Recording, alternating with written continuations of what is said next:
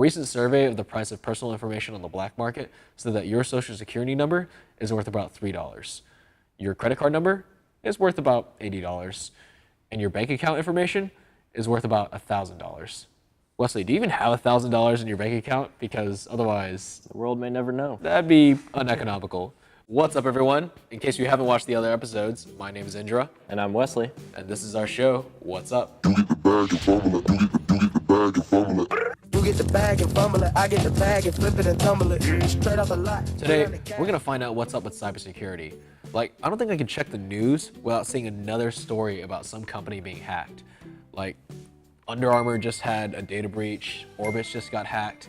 Back in 2017, Equifax had one of the largest data breaches in history. Like, seriously, what's going on today? Well, security is something that should never be taken lightly. I remember I took this class and they had the CEO of a major utility company come out, and he talked about how he had to build systems to withstand over 1,000 cyber attacks daily. That just kind of shows you the scale of what's happening out in the world today. Cybersecurity is a multifaceted space with a lot of key players, some of which are located right here in Atlanta.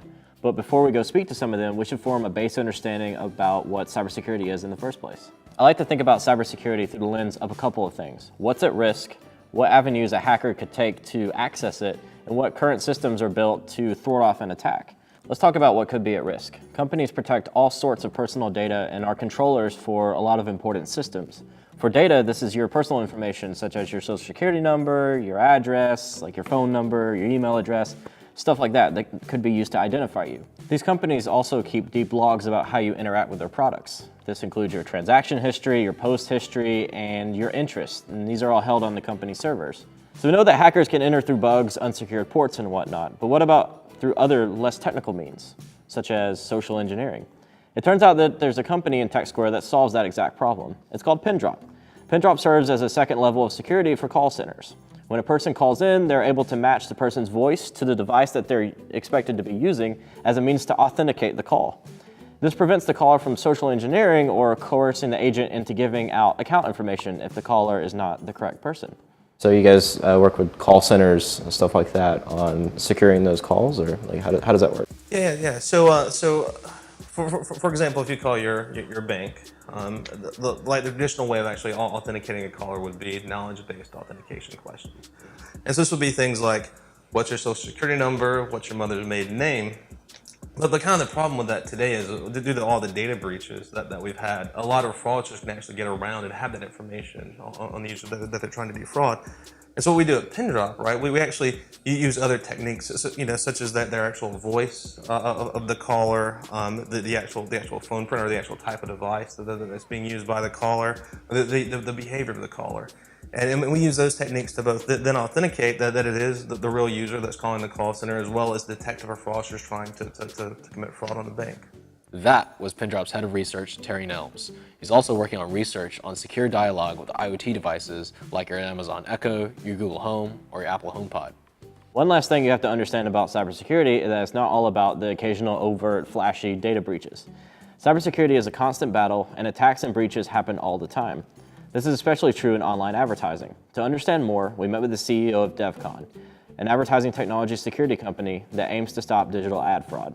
We are a cybersecurity company. We specifically are searching for money laundering and fraudulent revenue being generated in the online advertising space. How does this fraud work? How are you able to discover it, and what are criminals doing specifically in this space too?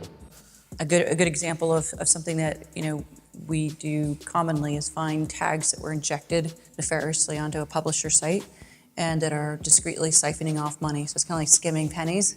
Now that you have the lay of the land of cybersecurity, you might be wondering, how can I help out? To answer that, we'll have to hear from the CEO of AppTega, a cybersecurity management software company. There's a huge gap in the security industry that not a lot of people talk about. Monster.com did a survey last year, and there were 50,000 unfilled security jobs in the US alone, over 1 million globally. You balance out also the fact that a lot of the millennials, those that are new to the workforce, are not really picking security as a way to get into IT. A lot of them are going to be chasing the next new app or the next new big, cloud software company. So it's a real challenge for organizations, even large enterprises, to build and maintain a security team. And then you go down market to that, companies with 500 or 1,000 employees, Most of those don't even have, CISOs, Chief Information Security Officers. Thank you for joining us today on our journey throughout cybersecurity. We covered a lot, from securing our power grid, to major corporate data breaches, to digital advertising fraud, to social engineering. We also covered how these threats happen and what you can do to help. All right, so that's it for this episode of What's Up. Catch up on the other episodes for more interesting news, events, technology, and trends around Tech Square, Atlanta, and beyond.